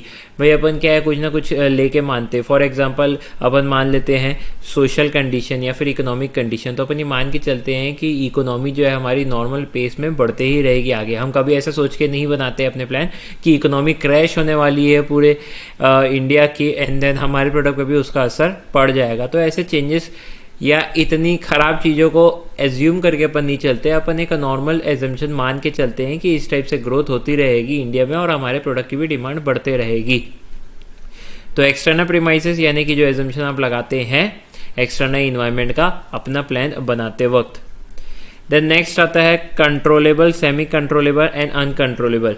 अब ऐसे प्रीमाइसेस जो कि कंट्रोलेबल है यानी कि मैनेजमेंट उसको कंट्रोल कर सकता है, premises which can be controlled by the management are called controllable premises. जैसे हो गया इंटरनल पॉलिसीज हो गई, क्रेडिट पॉलिसीज हो गई, इन्वेस्टमेंट प्लान हो गए, रूल्स हो गए, रेगुलेशंस हो गए, ये सारे जो है वो मैनेजमेंट की ज्यूरिसडिक्शन के अंदर आते हैं। देन आता है semi control premises. Semi control premises यानी कुछ हद तक मैनेजमेंट का इसके ऊपर कंट्रोल है और वैसे काफ़ी हद तक नहीं भी है। सेमी कंट्रोलेबल नाम सजेस्ट कर रहा है, जैसे कि मार्केट की स्ट्रेटेजी हो गया, या फर्म का शेयर कैसा रहेगा मार्केट में, या लेबर टर्नओवर यानी कितना जल्दी लेबर आपका काम छोड़ के जाते हैं और नए लेबर आपको रखने पड़ते हैं, ये कुछ हद तक मैनेजमेंट के कंट्रोल में भी है और कुछ हद तक मैनेजमेंट के कंट्रोल के बाहर भी है। एंड फाइनली आता है हमारा क्या, ऐसे प्रीमाइसेस जो बिल्कुल भी कंट्रोल में नहीं, जिसको अपन अनकंट्रोलेबल प्रीमाइसेस कहते हैं, जो हमारे कंट्रोल के बाहर है। एग्जांपल नेचुरल कैलेमिटीज आ गया, वॉर हो गया, स्ट्राइक हो गया, ये सारी जो चीज़ें होती है ये आती है नेचुरल कैलेमिटीज टाइप की, जिसमें आप कंट्रोल नहीं कर सकते। तो ये 3 टाइप के प्रीमाइसेस हो गए, कंट्रोलेबल, सेमी कंट्रोलेबल, अनकंट्रोलेबल। नाम जैसी सजेस्ट कर रहा है, पहला कंट्रोलेबल यानी कि मैनेजमेंट इसको कंट्रोल कर सकता है, अनकंट्रोलेबल यानी मैनेजमेंट के ऊपर कोई कंट्रोल नहीं है इसका, एंड देन फाइनली ये सेमी कंट्रोलेबल यानी जहाँ पे मैनेजमेंट कुछ हद तक कंट्रोल कर भी सकता है और नहीं भी कर सकता है। देन फाइनली आता है टेंजिबल एंड इनटेंजिबल प्रीमाइसेस। ऐसे प्रीमाइसेस या ऐसे एजम्पशन जिसको आप एक्सप्रेस कर सकते हो टेंजिबल फिजिकल टर्म्स में, जैसे कि लेबर आवर्स क्या होने वाले हैं। मान लेते हैं आप फ्यूचर के लिए प्लान बना रहे हो और आप सोच रहे हो कि 1000 प्रोडक्ट जो है 1 महीने के अंदर बनना चाहिए, यानी लगभग डेली अगर देखें अपन तो डेली हमारे 33 प्रोडक्ट बनने चाहिए, और इस 33 प्रोडक्ट को बनाने के लिए हमें कम से कम हर लेबर से 10 आवर्स वर्क करवाना पड़ेगा। ये अपन एजम्पशन मान के चल रहे हैं कि हर लेबर जो है 10 घंटे कम से कम काम करेगा और हर दिन 33 प्रोडक्ट बना पाएगा, जिसके कारण हर महीने में 1000 के प्रोडक्ट के आसपास बना सकते हैं। तो ऐसे प्रीमाइसेस जो टेंजिबल फिजिकल टर्म्स में आप एक्सप्रेस कर सकते हैं उसे अपन टेंजिबल प्रीमाइसेस बोलते हैं। ऑन दी अदर हैंड ऐसे प्रीमाइसेस जिसको आप क्वांटिटी के टर्म्स में डिफाइन नहीं कर सकते हो, क्वांटिटी के टर्म्स में डिफाइन नहीं कर सकते हो, जैसे कि पब्लिक के साथ रिलेशन, आपका एम्प्लॉय का moral, reputation of the firm, competitive strength of the firm यानी कि कितना दूसरी फर्म से ये बेहतर है। ये सारे ऐसे प्रीमाइसेस है या ऐसे एजम्पशन है जिसको आप क्वांटिफाई नहीं कर सकते हो। यहाँ लिखा हुआ है डिफाई क्वांटिफिकेशन यानी कि जिसको आप क्वांटिफाई नहीं कर सकते हो। तो कुछ ऐसे प्रीमाइसेस या कुछ ऐसे एरिया या कुछ ऐसे एजम्पशन जो आप मान के चलते हैं लेकिन जिसको आप क्वांटिफाई नहीं कर सकते। तो इस प्रकार से अपन ने पढ़ लिया है प्लानिंग प्रीमाइसेस में अगेन कह रहा हूँ ऐसे एजम्पशन जो अपन मान के चलते हैं जिसके बेसिस पे अपन फ्यूचर के प्लान जो है वो ड्रॉ करते हैं। सो अभी स्टार्ट करते हैं अपना नया टॉपिक, दैट इज ऑर्गेनाइजिंग। ये ऑर्गेनाइजिंग क्या होता है, तो आप देखो सबसे पहले तो टोटल काम देखा जाता है कि टोटल काम क्या है, फिर उसको काम को डिपार्टमेंट वाइज बांट दिया जाता है, यानी परचेस रिलेटेड सारे काम के लिए परचेस डिपार्टमेंट बना दिया जाएगा, प्रोडक्शन रिलेटेड सारे काम के लिए प्रोडक्शन डिपार्टमेंट बना दिया जाएगा। तो ये जो डिपार्टमेंटलाइजेशन होता है ये ऑर्गेनाइजिंग की स्टेज पे ही होता है। Second most important thing is superior and subordinate का जो रिलेशन होता है वो यहीं पे डिसाइड किया जाता है, यानी कौन सुपीरियर होगा, किसके हाथ में कितने पावर होंगे, ये सब ऑर्गेनाइजिंग के स्टेज में डिसाइड किया जाता है। कंप्लीट हायरार्की स्ट्रक्चर यानी कि टॉप लेवल मैनेजमेंट से लेके लोअर लेवल मैनेजमेंट तक कौन कौन रहेगा, किस किस पोजीशन में रहेंगे, ये सारी चीज़ें भी ऑर्गेनाइजिंग के टाइम ही डिसाइड की जाती है। Then finally man and material. तो मैन एंड मटेरियल यानी कि हर इंसान, हर एम्प्लॉयज़ की एक पर्टिकुलर प्लेस होनी चाहिए ऑर्गेनाइजेशन में, ये बात को तय किया जाता है ऑर्गेनाइजिंग के अंदर। और हर मटेरियल यानी कि रिसोर्स की भी एक पर्टिकुलर प्लेस होनी चाहिए ऑर्गेनाइजेशन के अंदर, ये चीज़ भी ऑर्गेनाइजिंग में डिसाइड किया जाता है। आओ पढ़ लेते हैं। Establishing the effective authority relationship among selected work person and workplace in order for the group to work together effectively। तो जो मैंने आपको बातें बोली वो याद रखना आप, तो ही ये ऑर्गेनाइजिंग ठीक तरीके से क्लियर हो पाएगा। तो सबसे पहले क्या बोला मैंने, सबसे पहले बोला मैं सुपीरियर सबऑर्डिनेट रिलेशनशिप डिसाइड करता है ये। देन मैनेजमेंट की हायरार्की कैसी रहेगी वो भी ऑर्गेनाइजिंग में डिसाइड किया जाता है। सिमिलर वर्क को डिपार्टमेंट में बांट दिया जाता है, अलग अलग डिपार्टमेंट क्रिएट किए जाते हैं और मैन और मटेरियल के लिए स्पेशल जगह जो है सबके लिए बनाई जाती है, फिक्स प्लेस जो है सबके लिए बनाई जाती है ताकि ज़्यादा इफेक्टिवली काम हो पाए। ये सारी चीज़ें ऑर्गेनाइजिंग के अंदर होती है। सो नेक्स्ट टॉपिक पढ़ेंगे प्रोसेस ऑफ ऑर्गेनाइजिंग, यानी ऑर्गेनाइजिंग के प्रोसेस में क्या क्या चीज़ें ज़रूरी रहती है, ऑर्गेनाइजिंग किस प्रकार से किया जाता है, उसका कंप्लीट स्टेप वाइज हमको पढ़ना है। अगेन कभी भी प्रोसेस या स्टेप्स पढ़ते हो तो उसकी क्रोनोलॉजी चेंज मत करना, ये जो क्रोनोलॉजी है स्टेप 1 स्टेप 2 स्टेप 3 ये चेंज नहीं होना चाहिए। तो सबसे पहला क्या है प्रोसेस ऑफ ऑर्गेनाइजिंग में, आइडेंटिफाइंग द वर्क। सबसे पहला काम तो ये है कि आप जो टोटल वर्क परफॉर्म किया जाना है उसको आइडेंटिफाई कर दो। एक बार आइडेंटिफाई हो गया तो सेकंड काम क्या करोगे, आप ग्रुपिंग करोगे, यानी जो सिमिलर वर्क होगा यानी जिसकी कैरेक्टरिस्टिक एक जैसी होगी उनका एक पर्टिकुलर ग्रुप बना दोगे। इसी को डिपार्टमेंट क्रिएट करना भी बोलते हैं, जो मैंने आपको बोला था। परचेस से रिलेटेड सारे काम कहाँ जाएंगे, परचेस डिपार्टमेंट में जाएंगे। प्रोडक्शन से रिलेटेड सारे काम कहाँ जाएंगे, प्रोडक्शन डिपार्टमेंट में जाएंगे। तो सबसे पहले आपने टोटल वर्क देख लिया, आइडेंटिफाई कर दिया एंड देन आप उसकी ग्रुपिंग कर लेते हो। नाउ नेक्स्ट स्टेप क्या रहता है, एस्टेब्लिशिंग फॉर्मर रिपोर्टिंग रिलेशनशिप, यानी कि सुपीरियर सबऑर्डिनेट रिलेशनशिप को एस्टेब्लिश करना इस वाली स्टेज में आता है। तो यहाँ पे एस्टेब्लिश फॉर्मर रिपोर्टिंग रिलेशनशिप आती है, यानी अब कौन सबऑर्डिनेट रहेगा, किससे आपको ऑर्डर लेने हैं, कौन आपके लिए रिस्पॉन्सिबल रहेगा, ये सारी चीज़ें यहाँ पे डिसाइड की जाती है। ड्यूटी को असाइन किया जाता है, रिस्पॉन्सिबिलिटी जो है इंडिविजुअल्स को बांटी जाती है। देन नेक्स्ट स्टेप है हमारा providing for measurement evaluation and control. अब responsibility and duties already assign हो चुकी है स्टेप नंबर 3 में। अब जो ड्यूटी असाइन हुई है उसको टाइम टू टाइम इवेल्युएट करते रहना, और अगर उसमें कोई भी डिवीजन फाउंड होते हैं सीरियस डिवीजन को कंट्रोल करना यानी कि दूर करना। आपने जो है ड्यूटी असाइन कर दी, रिस्पॉन्सिबिलिटीज दे दी है एम्प्लॉयज़ को, अब आपको टाइम टू टाइम चेक भी तो करना पड़ेगा कि वो ड्यूटीज़ जो आपने दी है वो प्रॉपर तरीके से हो रही है कि नहीं हो रही है, जो आपने स्टैंडर्ड परफॉर्मेंस डिसाइड की है उसी प्रकार से काम हो रहा है कि नहीं हो रहा है, और अगर नहीं हो रहा है तो देखो डिवीजन कहाँ पे हो रहा है और डिवीजन को दूर करने की फिर कोशिश किया जाए। यानी हर वो स्टेप लेंगे जो नेसेसरी रहेगा रेक्टिफाई करने के लिए, जो भी डिवीजन होता है उसको रेक्टिफाई यानी ठीक करने के लिए जितने भी ज़रूरी स्टेप है उसको किया जाएगा। इसलिए बोलते हैं टाइम टू टाइम इवेल्युएशन ज़रूरी है परफॉर्मेंस का, and time to time control भी ज़रूरी है, जो कि यहाँ लिखा हुआ है control and evaluation at periodic intervals. Then है डेलीगेशन ऑफ अथॉरिटी। अब डेलीगेशन अथॉरिटी, इस पॉइंट को समझाने की अपने को खैर कोई खास ज़रूरत नहीं, क्योंकि अपन ने अथॉरिटी रिस्पॉन्सिबिलिटी वाला चैप्टर पढ़ लिया है। फिर भी मैं आपको समझा देता हूँ, मैनेजर को रिस्पॉन्सिबिलिटी सिर्फ ना दो, ड्यूटी सिर्फ ना दो, उसके साथ साथ क्या दो, उनको पावर्स दो। अथॉरिटी क्या होता है, right to act and extract obedience from the others, यानी कि दूसरों को आपको ऑर्डर देने का अधिकार है, उनसे काम करवाने का आपके पास अधिकार है, और अगर वो काम नहीं करते तो आप उन्हें सॉर्ट ऑफ पनिशमेंट दे सकते हो। और हर मैनेजर की जो है अथॉरिटी लिमिटेड है, ऐसा नहीं कि अनलिमिटेड अथॉरिटी प्रोवाइड कर दी जाती है, नहीं, आपको काम से रिलेटेड अथॉरिटी मिलती है और एक लिमिटेड ही मिलती है। एंड फाइनली है कोऑर्डिनेशन। देखो इंडिविजुअल्स एंड ग्रुप्स जो है ऑर्गेनाइजेशन में काम करते हैं, तो बहुत ज़्यादा ज़रूरी है कि इन सारे कामों को एक प्रॉपर डायरेक्शन में ले जाया जाए और इनके बीच एक कोऑर्डिनेशन बिठाया जाए। तो फाइनल स्टेप क्या होता है, कोऑर्डिनेशन को बिठाना। एक मैनेजर का काम होता है कि सारे इंडिविजुअल्स जो काम कर रहे हैं, जो एक्टिविटीज़ कर रहे हैं, वो प्रॉपर गाइडेड हो, एक ही सिंगल डायरेक्शन में मूव हो रही हो, यानी कि प्रॉपर कोऑर्डिनेशन उनके बीच में हो, और किसी भी बात से झगड़ा लड़ाई ये सब ऑलरेडी वहाँ पे अवेलेबल ना हो। ये एक अच्छे मैनेजर की निशानी होती है कि वो कोई भी लड़ाई ना होने दे ऑर्गेनाइजेशन में, और अगर हो भी जाती तो उसे बहुत जल्दी सुलझा दिया जाए। जनरली देखा जाता है कि अलग अलग डिपार्टमेंट जो है उनकी आपस में बनती नहीं है, जैसे परचेस डिपार्टमेंट वालों की प्रोडक्शन से नहीं बनेगी, प्रोडक्शन वालों की सेल से नहीं बनेगी, बट ये ओवरऑल क्या करता है, कंपनी को हर्ट कर देता है, उसके प्रॉफिट को हर्ट कर देता है, रिड्यूस कर देता है। और अगर जहाँ पे कोऑर्डिनेशन प्रॉपर तरीके से देखने को मिलता है वो ऑर्गेनाइजेशन हमेशा ज़्यादा प्रॉफिट कमाती है। दैट्स वाई एक अच्छा मैनेजर वही है जो सबकी गतिविधियों को सारे डिपार्टमेंट के बीच में कोऑर्डिनेशन को बिठाते हुए चले। वैसे कोई भी ऑर्गेनाइजेशन सक्सेसफुल नहीं हो सकता यदि वहाँ पे प्रॉपर कम्युनिकेशन नहीं है, प्रॉपर कोऑर्डिनेशन नहीं है और एफिशिएंसी के साथ काम नहीं हो रहा है। तो टीम स्पिरिट बहुत ज़्यादा ज़रूरी है किसी भी ऑर्गेनाइजेशन को सक्सेसफुल बनाने के लिए, क्योंकि अकेला बंदा जो है अच्छी परफॉर्मेंस दे सकता है, लेकिन कंपनी अच्छा तभी परफॉर्म कर पाती है जब सारे बंदे जो है साथ में मिलकर काम करें, यानी कि एक कोऑर्डिनेशन कोऑपरेशन सबके बीच में मौजूद हो।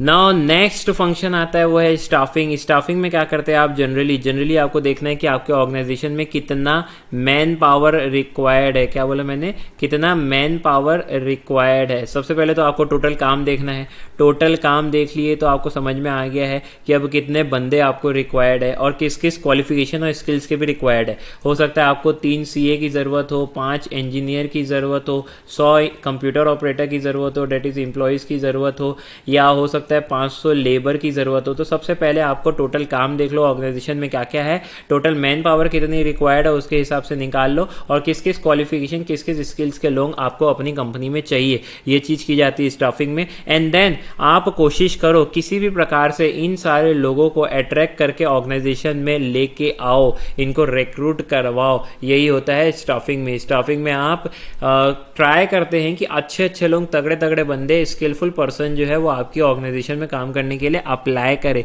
फिर उनमें से बेस्ट पर्सन को आप सिलेक्ट करते हैं, जॉब जो है वो प्रोवाइड करते हैं। नाउ देखते हैं इंपॉर्टेंस ऑफ स्टाफिंग। स्टाफिंग की क्या इंपॉर्टेंस है या फिर क्या बेनिफिट मिलता है स्टाफिंग करने से। एक तो स्टाफिंग करोगे आप तो आप डिस्कवरी करते हो नए नए तगड़े बंदों की, कॉम्पिटेंट और क्वालिफाइड पर्सन को आप ढूंढ पाते हो और जो ऑर्गेनाइजेशन में आपके काम करे। सेकेंड, प्रॉपर स्टाफिंग में आप क्या करते हो, सही टाइप के पर्सन को सही टाइप के जॉब के लिए सही टाइम पे आप प्लेस करते हो, और इससे क्या होता है, इससे कंपनी की प्रोडक्टिविटी भी इंक्रीज होती है। टोटल मैन पावर कितना रिक्वायर्ड है उसकी प्लानिंग भी स्टाफिंग में ही की जाती है। स्टाफिंग के द्वारा नीचे वाले जो अगर एम्प्लॉयज़ होते हैं वो अच्छा परफॉर्म करते हैं, उनको अच्छी ट्रेनिंग और अच्छा डेवलपमेंट प्रोवाइड किया जाता है, तो वो भी फ्यूचर में जाके टॉप पोजीशन जो है हासिल कर पाते हैं। इससे बहुत ज़्यादा मदद मिलती है। अगर ऑर्गेनाइजेशन फ्यूचर में एक्सपांड करना चाहता है तो फिर अपने ही एम्प्लॉयज़ को प्रमोशन देते हुए नए ऑर्गेनाइजेशन में या नए ब्रांचेस में भेज सकता है।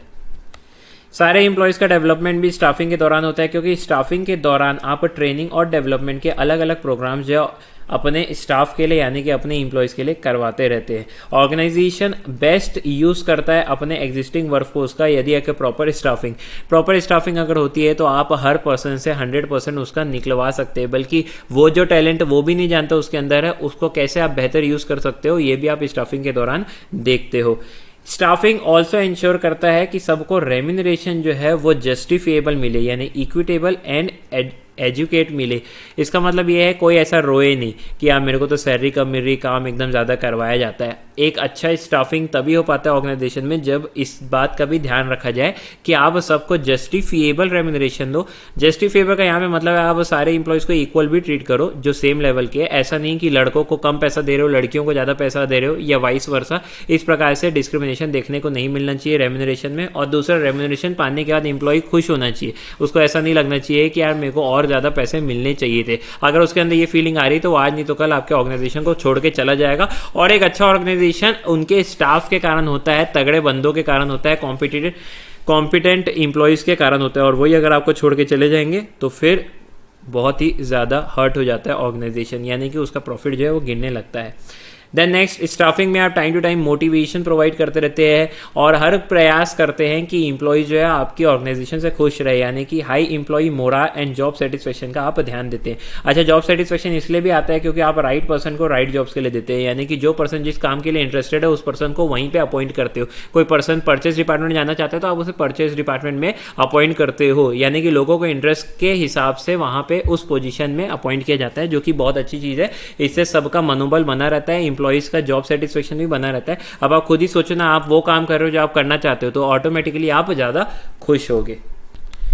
इसके अलावा टॉप मैनेजमेंट स्टाफिंग के थ्रू टाइम टू टाइम पता करता रहता है मैन पावर की रिक्वायरमेंट क्या है। कभी कभी होता है कि इंसान ट्रांसफ़र ले लेता है या कई बार प्रमोशन हो जाता है तो एक नीचे की जगह खाली हो जाती है, या फिर कोई काम छोड़ के चला जाता है, कोई रिटायर्ड हो जाता है, कोई मर जाता है, किसी भी वजह से बार बार जो है वो नए एम्प्लॉयज़ की ज़रूरत पड़ सकती है। तो मैन पावर रिक्वायरमेंट जो है आप अच्छा कैलकुलेट कर देते हो स्टाफिंग के दौरान, तो टॉप लेवल मैनेजमेंट को आइडिया रहता है कि कब कितने एम्प्लॉयज़ की नए वाले की ज़रूरत है, कब नहीं है।